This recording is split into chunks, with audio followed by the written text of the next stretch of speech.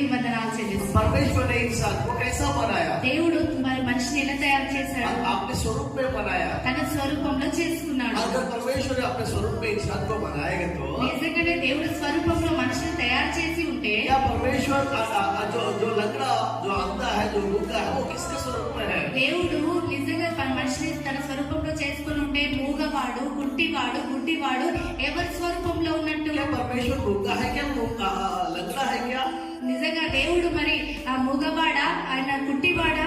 नहीं, కాదు. अपने स्वरूप में बनाया मतलब वो अपने गुणों को इंसान के अंदर में रखा తన है. స్వరూపంలో చేసుకున్నాడంటే తన గుణాలను మనిషిలో పెట్టాడు. प्यार को रखा है, ఆయన ప్రేమను పెట్టాడు, दया को रखा ఆయన है, దయను పెట్టాడు, क्षमा हृदय को रखा है, క్షమాహృదయాన్ని अच्छे పెట్టాడు, कामों को रखा మంచి है. పనులను పెట్టాడు. उसके गुणों के द्वारा इंसान को बनाया. ఆయన గుణాలను పెట్టి మనిషిని తయారు చేశాడు. बढ़कर अपने मनसाक्षी को भी रखा है. అంతకంటే గొప్పమైనది